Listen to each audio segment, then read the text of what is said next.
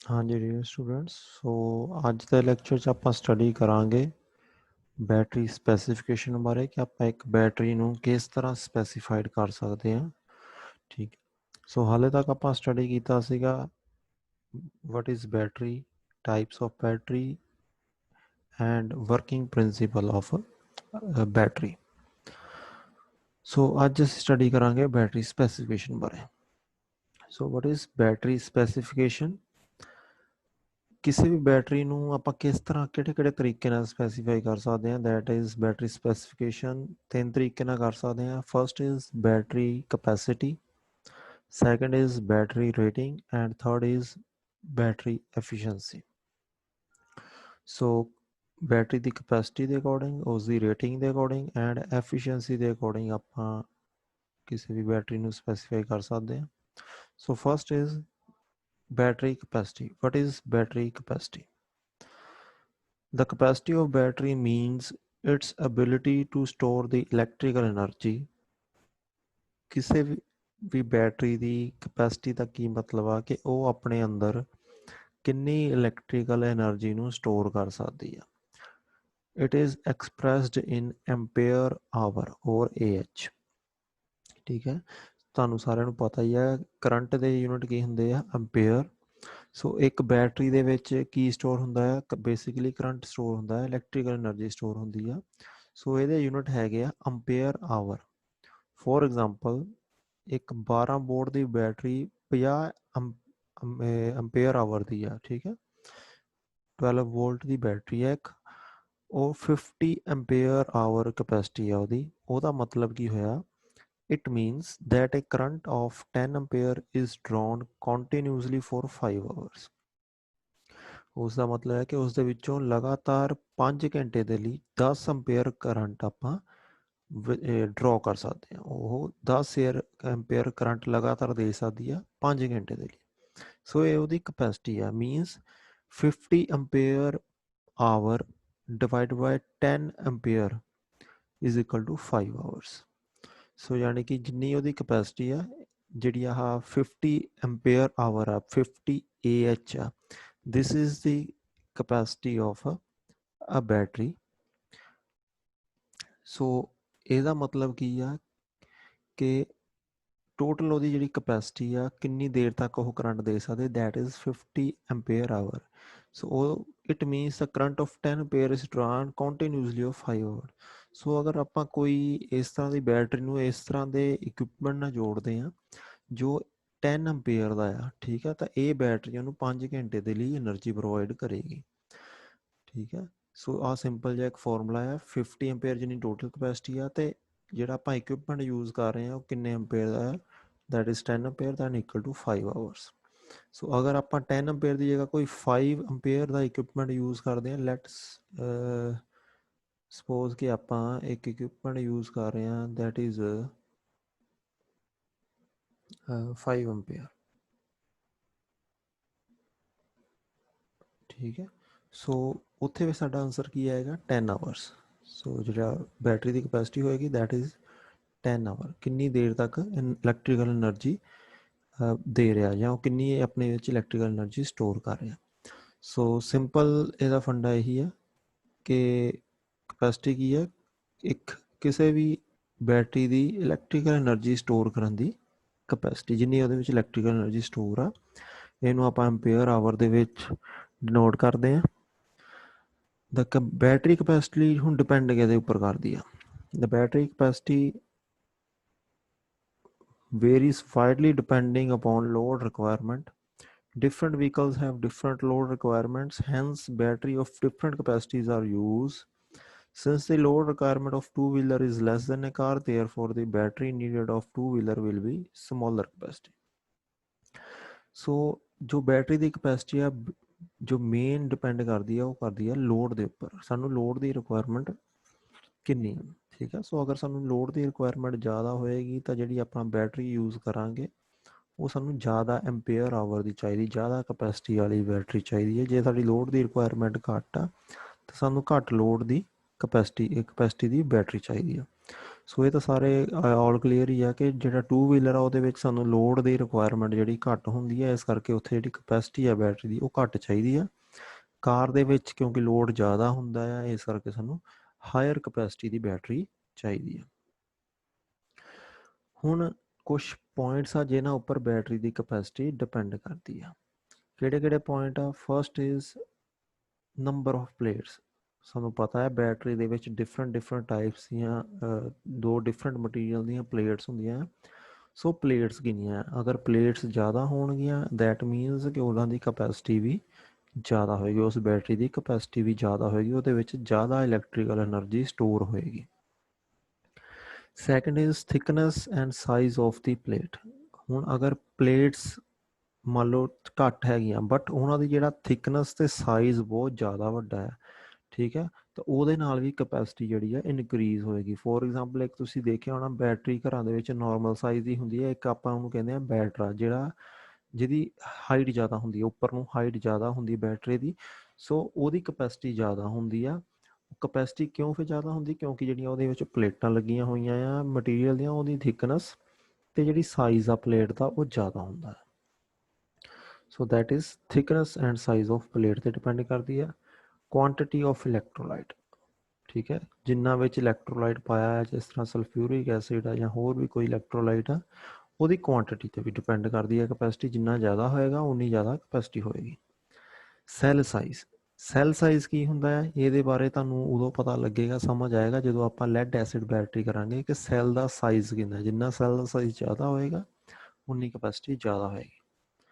And last total area and volume of the active material on the plate.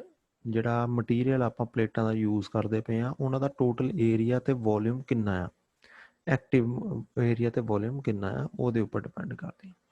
ਸੋ ਇਹ ਕੁਛ main factor ਸੀਗੇ ਜਿਹੜੀ battery ਦੀ capacity ਨੂੰ increase ਜਾਂ ਡਿਕਰੀਜ਼ ਕਰ ਸਕਦੇ ਆ। ਸੋ ਇਹ ਇੱਕ ਡਾਇਗਰਾਮ ਆ ਜਿਹਦੇ ਵਿੱਚ ਤੁਸੀਂ ਦੇਖ ਸਕਦੇ ਆ ਕਿ ਕਿਹੜੇ ਵਹੀਕਲ ਦੇ ਵਿੱਚ ਕਿੰਨੇ ਐਂਪੀਅਰ ਆਵਰ ਦੀ ਕਪੈਸਿਟੀ ਦੀ ਬੈਟਰੀ ਚਾਹੀਦੀ ਹੈ। ਫੋਰ ਐਗਜ਼ਾਮਪਲ 2 ਵੀਲਰ ਦੇ ਵਿੱਚ ਆਪਾਂ ਨੋਰਮਲੀ 1 ਤੋਂ 5 ਐਂਪੀਅਰ ਆਵਰ ਦੀ ਬੈਟਰੀ ਯੂਜ਼ ਕਰਦੇ ਹਾਂ। 3 ਵੀਲਰ ਦੇ ਲਈ ਆਪਾਂ 10 to 20 ampere hour the capacity use ਕਰਦੇ ਹਾਂ। ਅਤੇ ਸਮਾਲ ਕਾਰਸ 1000 ਸੀਸੀ ਤੱਕ ਆਪਾਂ 30 ਤੋਂ 40 ਐਂਪੀਅਰ ਆਵਰ, ਅਤੇ 1500 ਤੋਂ 2000 ਸੀਸੀ ਦੇ ਵਿੱਚ 40 ਤੋਂ 70 ਐਂਪੀਅਰ ਆਵਰ। ਇਸੇ ਤਰ੍ਹਾਂ ਟਰੱਕ ਅਤੇ ਬੱਸਿਸ ਦੇ ਲਈ 100 to 250 ampere hour the capacity the battery use ਕਰਦੇ ਹਾਂ। ਸੋ ਸਿੰਪਲ ਬੈਟਰੀ ਦੀ ਕਪੈਸਿਟੀ ਦਾ ਮੀਨਿੰਗ ਕੀ ਆ ਕਿ ਉਹ ਆਪਣੇ ਅੰਦਰ ਕਿੰਨੀ ਇਲੈਕਟ੍ਰੀਕਲ ਐਨਰਜੀ ਸਟੋਰ ਕਰ ਸਕਦੀ ਹੈ, ਠੀਕ ਹੈ।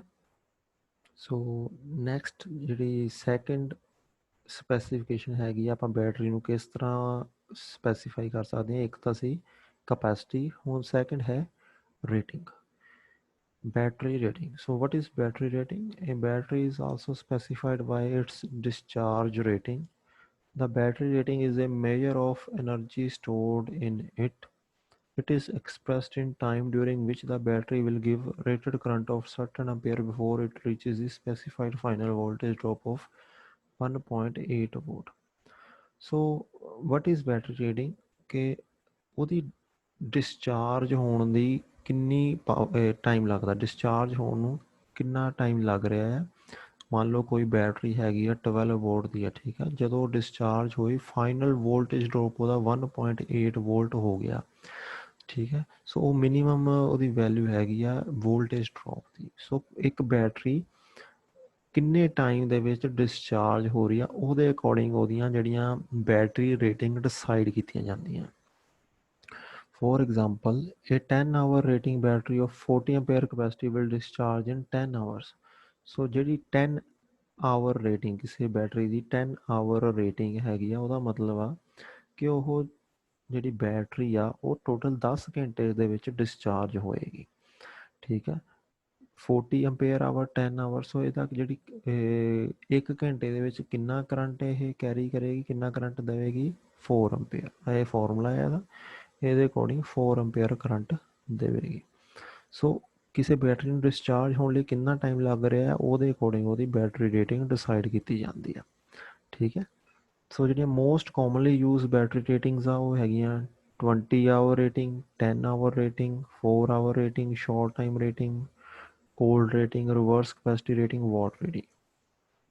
ਸੋ ਇਹਨਾਂ ਦਾ ਮੀਨਿੰਗ ਕੀ ਆ, ਇਹ ਆਪਣੇ ਸਿਲੇਬਸ ਦੇ ਵਿੱਚ ਨਹੀਂ ਹੈਗਾ, ਫਿਰ ਵੀ ਅਗਰ ਤੁਸੀਂ ਚਾਹੋਗੇ ਤਾਂ ਮੈਂ ਤੁਹਾਨੂੰ ਇਹਦੇ ਨੋਟਸ ਸੈਂਡ ਕਰ ਦਾਂਗਾ ਕਿ 20 ਆਵਰ ਰੇਟਿੰਗ, 10 ਆਵਰ ਰੇਟਿੰਗ ਦਾ ਮੀਨਿੰਗ ਕੀ ਹੈ।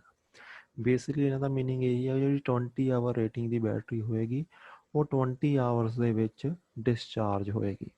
ਜਿਹੜੀ 4 ਆਵਰ ਰੇਟਿੰਗ ਬੈਟਰੀ ਹੋਏਗੀ ਇਹ 4 ਘੰਟੇ ਦੇ ਵਿੱਚ ਡਿਸਚਾਰਜ ਹੋਏਗੀ, ਯਾਨੀ ਕਿ ਉਹਦੀ ਜਿਹੜੀ ਚਾਰਜਿੰਗ ਆ ਖਤਮ ਹੋ ਜਾਏਗੀ। ਠੀਕ ਹੈ, ਸੋ ਇੱਕ ਇਹ ਹੋ ਗਿਆ ਜਿਹਦੇ ਅਕੋਰਡਿੰਗ ਆਪਾਂ ਇੱਕ ਬੈਟਰੀ ਨੂੰ ਸਪੈਸੀਫਾਈਡ ਕਰ ਸਕਦੇ ਹਾਂ। ਤੇ ਲਾਸਟ ਹੈ ਸਾਡਾ ਬੈਟਰੀ ਐਫੀਸ਼ੀਐਂਸੀ। ਕਿਸੇ ਬੈਟਰੀ ਦੀ ਐਫੀਸ਼ੀਐਂਸੀ ਕਿੰਨੀ ਹੈ ਇਹਦੇ ਅਕੋਰਡਿੰਗ ਆਪਾਂ ਸਪੈਸੀਫਾਈ ਕਰ ਸਕਦੇ ਹਾਂ ਉਸ ਬੈਟਰੀ ਨੂੰ। The capability of fully charged battery falls down to a much lower value in fully discharged state. To consider this fall in capacity, the measure adopted is called a battery efficiency. The efficiency of a battery is generally defined in terms of ampere hours or watt hour. A battery which is discharged at slower rate. A battery which is discharged at slower rate is called more efficient than the other battery which is discharged at a higher rate. At low temperature, the battery becomes less efficient due to reduced chemical action in the battery.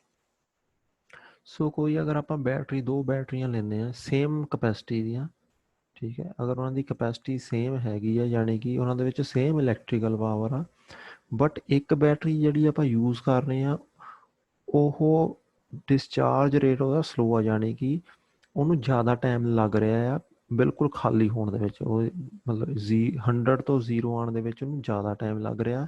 But ਇੱਕ battery ਆ ਜਿਹੜੀ ਘੱਟ time ਕੱਢ ਰਹੀ ਹੈ, ਯਾਨੀ ਕਿ ਉਹਦਾ ਡਿਸਚਾਰਜਿੰਗ ਰੇਟ ਜ਼ਿਆਦਾ ਹੈ, ਜਲਦੀ ਜਲਦੀ ਜਿਹੜਾ ਉਹਦੀ ਕਪੈਸਿਟੀ ਆ, ਜਿਹੜੀ ਉਹਦੀ ਆਊਟਪੁੱਟ ਆ ਉਹ ਘੱਟ ਰਹੀ ਆ।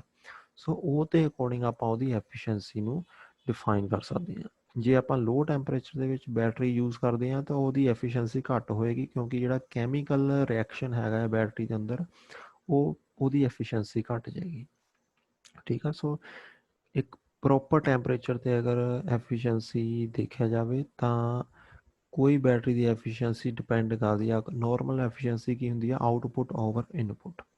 ਸੋ ਆਪਾਂ ਦੋ ਤਰੀਕੇ ਦੇ ਨਾਲ ਬੈਟਰੀ ਦੀ ਐਫੀਸ਼ੀਐਂਸੀ ਨੂੰ ਡਿਫਾਈਨ ਕਰਦੇ ਹਾਂ। First is ampere hour efficiency, second is watt hour efficiency. So what is ampere hour efficiency? Ampere hour at full discharge, ampere hour at full charge. So input ਕੀ ਸੀ, ਆਪਾਂ ਇੱਕ battery ਨੂੰ full charge ਕਰ ਲਿਆ, ਉਹ input ਹੋ ਗਈ। ਜਦੋਂ ਬੈਟਰੀ ਪੂਰੀ ਖਾਲੀ ਹੋ ਗਈ ਉਹ ਹੋ ਗਈ ਉਹਦੀ ਆਊਟਪੁੱਟ। ਸੋ ਇਹ ਦੋਨਾਂ ਨੂੰ ਅਗਰ ਆਪਾਂ ਡਿਵਾਈਡ ਕਰ ਲਈਏ ਸਾਡੇ ਕੋਲ ਐਫੀਸ਼ੀਐਂਸੀ ਆ ਜਾਏਗੀ। Ampere hour at full discharge divided by ampere hour at full charge. Discharge ਦਾ ਮਤਲਬ ਜਦੋਂ ਬੈਟਰੀ ਬਿਲਕੁਲ ਖਾਲੀ ਹੋ ਗਈ, ਠੀਕ ਹੈ, ਬੈਟਰੀ 'ਚ ਕੋਈ ਪਾਵਰ ਨਹੀਂ ਰਹੀ।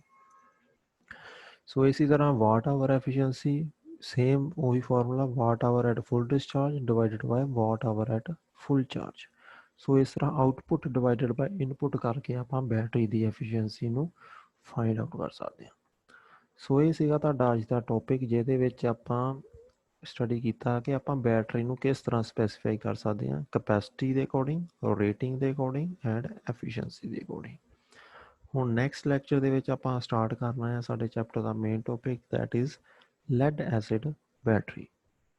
Thank you.